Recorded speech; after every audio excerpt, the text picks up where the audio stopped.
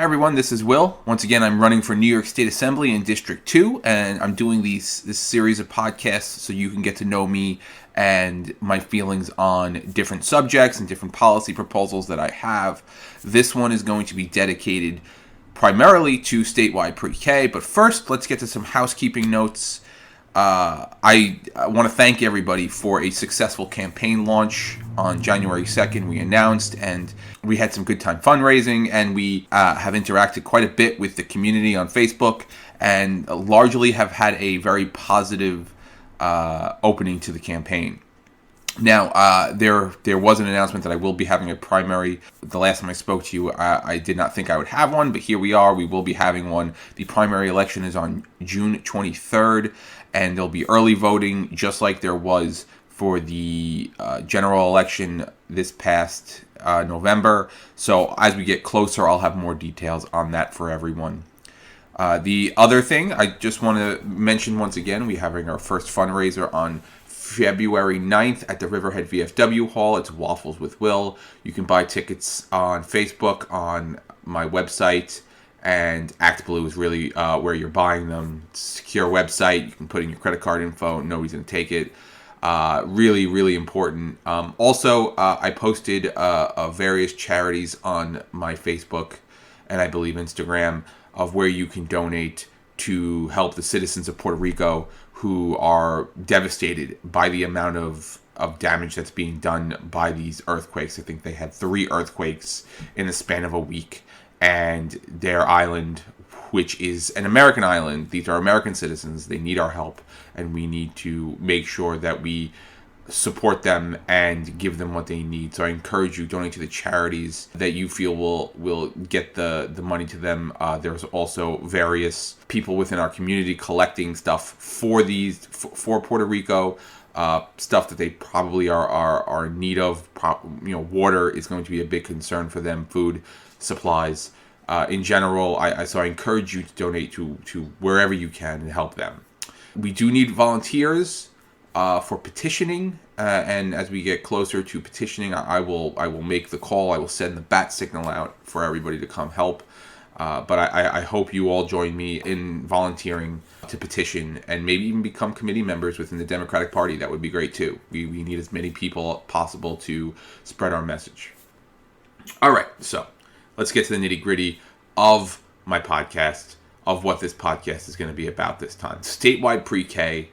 I know I touched on it briefly in my introductory podcast, but it's important to me. It is probably one of the subjects I'm most passionate about. So currently, there is no statewide pre-K program. Now, some school districts do have it. Others do not. I live in a school district, Miller Place, that does not have a pre-K program as of now. I believe that they started one this past year, but is a paid pre-K program. So it's run by a private organization, not by the school district. And the cost, while maybe a little bit cheaper, is still prohibitive for a lot of families to be able to afford. Now they have come out and said things like, oh, if you're having trouble paying or you can't afford it, talk with us, work with us. And I appreciate that fact. But, some people have a lot of pride and don't want to ask for help. And I think it's important that we continue to help them regardless of that.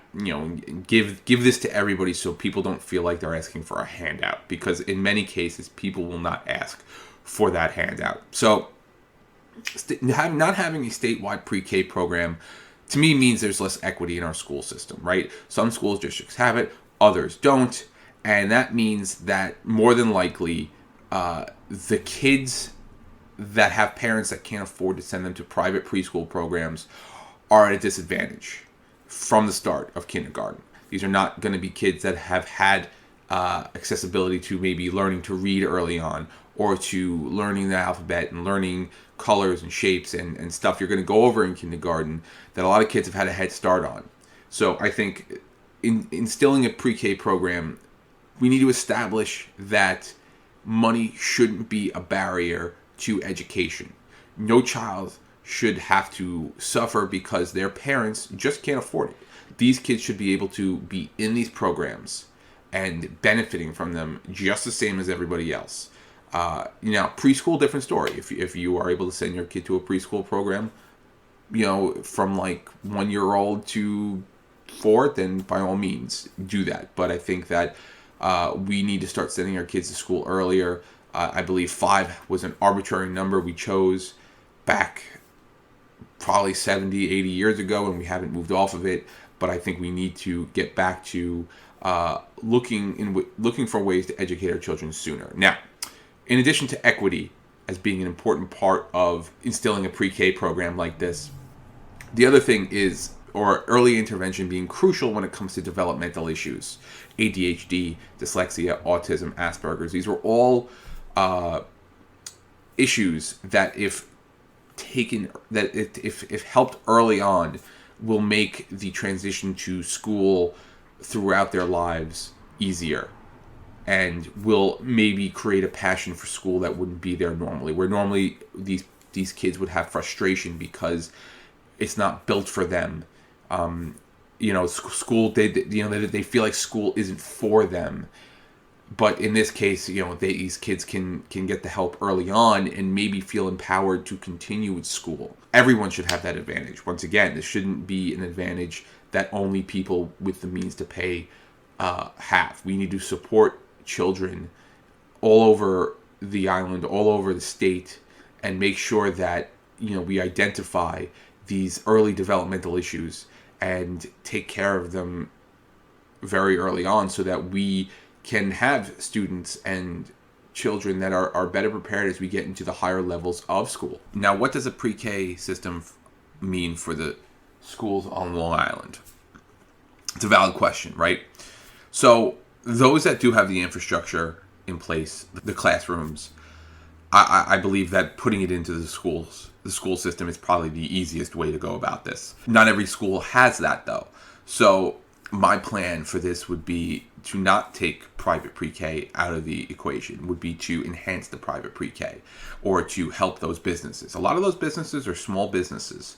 They are run by people in the community who are just like us. They have a passion for teaching, and they saw an opportunity to teach and help our community grow and help our children.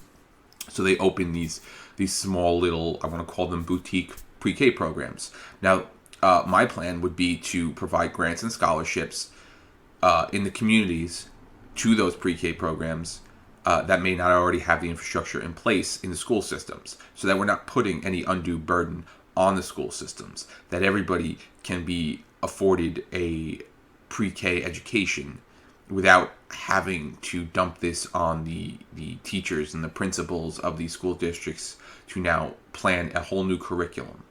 This will be on, now, of course, these pre-K programs would have to adhere to, strict guidelines about curriculum and so forth, but a lot of them already are. A lot of them are really good at getting kids ready for kindergarten. They made their reputation off of this. Now, this, I think, is a great idea because it helps our economy too. It helps keep these small businesses that likely have a lot of difficulty, on the day-to-day business side of things, just like every small business does. This will help them have almost guaranteed money coming in. These, people will now have another source of income rather than people's paychecks. They will have state money that will be coming into them that they know will be coming. And I think that anytime you can support small businesses in our community, I think you end up doing great things. And these people are able to maybe expand their businesses and make them bigger. I know that the program my son goes to 2 days a week right now is doing great, and they are currently in the process of expanding their business. And this has really empowered the two women who have run this business, and maybe I could coerce them to come on my podcast one day and talk about their pre-K programs and what a pre-K program means to kids.